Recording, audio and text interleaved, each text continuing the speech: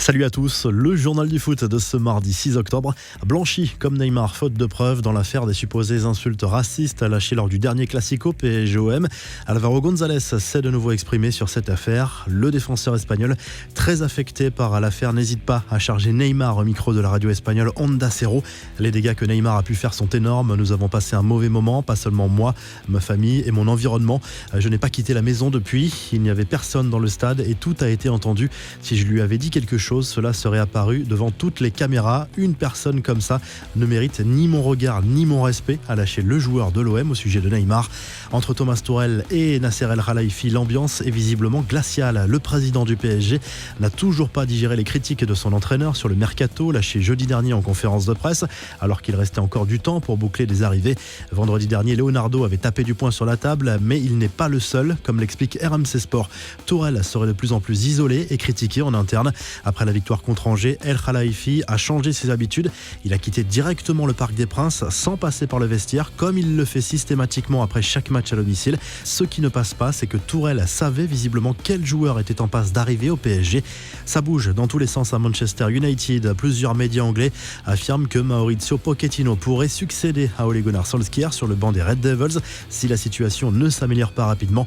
La défaite 6-1 subie ce week-end contre Tottenham à Old Trafford va laisser des traces quoi qu'il arrive. Un premier contact aurait été établi avec le technicien argentin. Le club mancunien qui a enregistré l'arrivée de plusieurs renforts de poids dans le Money Time du mercato. Le crack de Peñarol, Facundo Pellistri, a signé, lui qui a longtemps été annoncé dans le viseur de Lyon.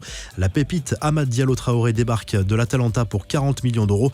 Le défenseur brésilien Alex Telles arrive du FC Porto. Et faute d'avoir pu recruter Sancho, Edinson Cavani débarque lui aussi chez les Red Devils pour un contrat de 2 ans avec un joli salaire à la clé. L'attaquant uruguayen est sorti du silence juste avant cette annonce officielle avec un message d'affection pour les supporters du PSG et les gens du club avec une pointe de nostalgie. La vie va continuer, le football est comme ça, la vie parfois aussi. J'ai été très fier de vous défendre pendant les 7 années que j'ai passées avec vous, a confié El Matador dans une vidéo postée sur Instagram. Les infos, en bref, petite précision sur le mercato qui a pris fin lundi soir. On rappelle les règles hors période de transfert. Les clubs peuvent encore recruter des joueurs libres de tout contrat.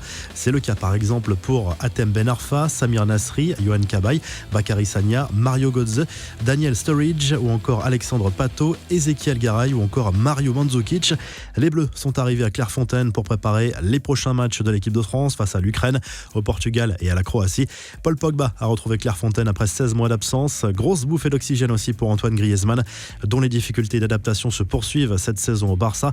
Oussem Aouar a fait ses premiers pas au célèbre centre d'entraînement des Bleus. Adrien Rabiot est forfait pour le match face à l'Ukraine mercredi au Stade de France. Le milieu de la Juve est qu'à contact d'une personne atteinte par le Covid.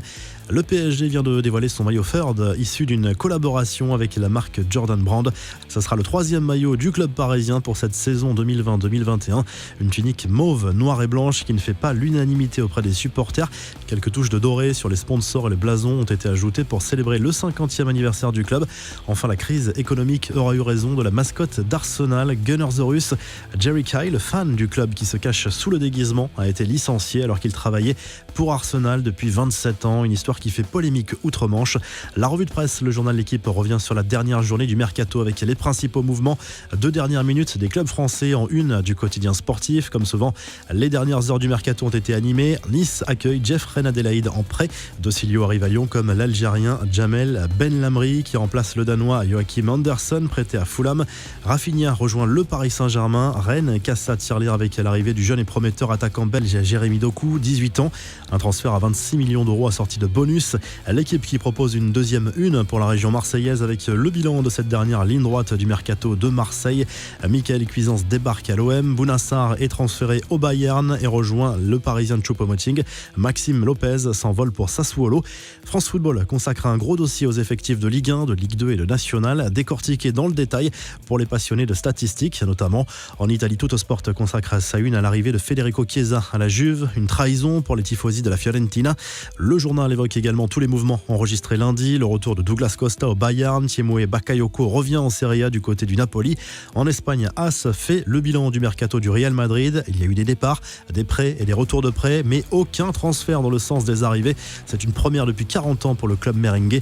Le journal évoque également le transfert du milieu de terrain Thomas Partey de l'Atlético Madrid vers Arsenal contre un chèque de 50 millions d'euros. Et du côté du Mundo Deportivo, l'heure est aussi au bilan de la dernière dernière journée du mercato. Depay et Garcia ne viendront pas au Barça. Dembélé reste. Todibo rejoint le Benfica Lisbonne en prêt pour 2 ans. Vous retrouvez l'actu foot sur topmercato.com, l'appli Top Mercato. Et à très vite pour un nouveau journal du foot.